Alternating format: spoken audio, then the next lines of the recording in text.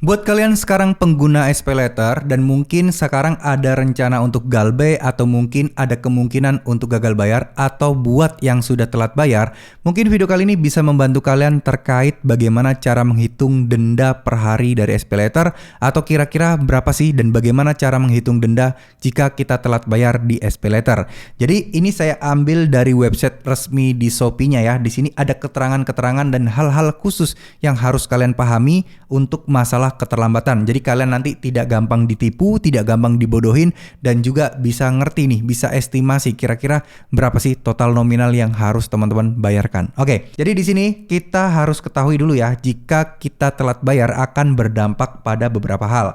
Yang pertama, dikenakan biaya keterlambatan atau denda keterlambatan sebesar 5% per bulan dari seluruh total tagihan Anda. Ya, per bulannya. Jadi artinya tidak dihitung per hari tapi per bulannya langsung gelondongan 5%. Terus kemudian di sini ada pembatasan akses fungsi di aplikasi dan penggunaan voucher Shopee. Jadi kalau kalian belanja ya tentu saja ada beberapa fungsi atau ya mungkin fitur toko dan lain sebagainya akan bermasalah kalau kita gagal bayar atau telat bayar di SPayLater ya. Terus kemudian yang ketiga, peringatan kredit Anda di Slik OJK. Jadi udah pasti Shopee itu akan memasukkan masalah hutang kalian kepada Slik OJK. Nah yang keempat, dilakukan penagihan melalui telepon atau penagihan lapangan. Artinya ya bakal ada kemungkinan desi lapangan datang ke rumah. Oke, kita lanjut ya. Dari sini ada termasuk salah satu contoh kasus perhitungan keterlambatan dari SPayLater.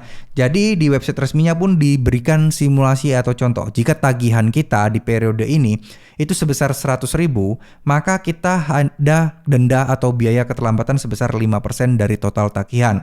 Artinya 5% dari 100.000 berapa? Ya cuman 5.000. Ya ini nggak cuman ya, tapi ya kalau misalnya uang kalian semakin besar pinjamannya, semakin gede juga tentunya untuk pinjamannya. Dan total yang harus kalian bayarkan itu sebesar 105.000.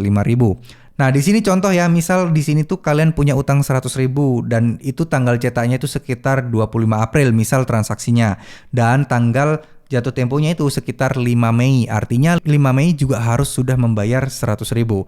Nah, namun kalau teman-teman ini membayarnya lebih dari 5 Mei, misal tanggal 6, tanggal 7, atau di sini sebagai contoh di Shopee tanggal 15 Mei, maka yang harus dibayarkan adalah 105.000, yaitu 5% dari 100.000 sebagai dendanya. Jadi bukan dihitung hari ini berapa dendanya, besok nambah lagi, enggak. Tapi ya total keseluruhan. Cuman ini memang terkesan kecil, tapi bayangkan kalau utang kalian gede, 5% itu juga akan jadi angka yang besar ya teman-teman, dan itu akan semakin menumpuk karena nilai 5%-nya itu dari total tagihan, bukan dari pinjaman pokok. Kalau pinjaman pokok enak, flat, kalian bisa pertimbangkan. Tapi kalau dari total tagihan, misal ya bulan ini kalian ada tagihan 105 tapi nggak bisa bayar nih, bulan depan tambah lagi nih tagihannya juga 100.000.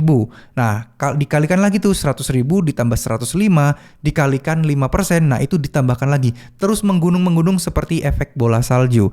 Jadi, memang kadang kelihatannya itu sepele, kadang kelihatannya itu kecil dendanya. Tapi kalau dipikir-pikir bakal jadi gede juga kalau kita memang lama untuk galbay atau telat bayar ya. Jadi, saran saya untuk teman-teman, jika memang ada uang silahkan dilunasi, jangan ditunda-tunda, jangan diremehkan. Tapi memang kalau tidak ada uangnya, ya udah nggak apa-apa, pasrahkan aja, galbaikan aja. Pelan-pelan menabung sedikit demi sedikit untuk bayar pokoknya aja. Kalau dalam kasus ini, ya udah bayar 100.000-nya aja. Nabung sampai 100.000, baru deh teman-teman nanti bisa nego, boleh nggak kita bayar pokoknya untuk dihapuskan bunga dan dendanya, biar kita lunasi sekarang. Tapi balik lagi, biasanya kalau hal-hal seperti ini, kalau kalian sudah telat lebih dari 6 bulan, baru tuh mereka akan mempertimbangkan menghapuskan denda, menghapuskan bunga, biar kalian bisa bayar pokoknya aja. Yang penting lunas, yang penting mereka uangnya balik gitu ya teman-teman ya. Nah itu bisa, tapi perlu proses dan perlu waktu. Sekali lagi, gak usah takut mau galbay atau telat bayar. Kalau kalian memang tidak ada uang, gak usah dipaksakan. Tetap tenang, belajar cuek, belajar untuk berpikir masa bodoh, belajar untuk pelan-pelan menabung agar bisa melunasi utang seperti ini. Ya insya Allah kalau niat kalian baik untuk membayar utang akan dimudahkan jalannya.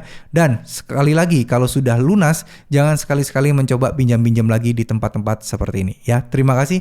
Mohon maaf jika ada salah-salah kata. Wassalamualaikum warahmatullahi wabarakatuh.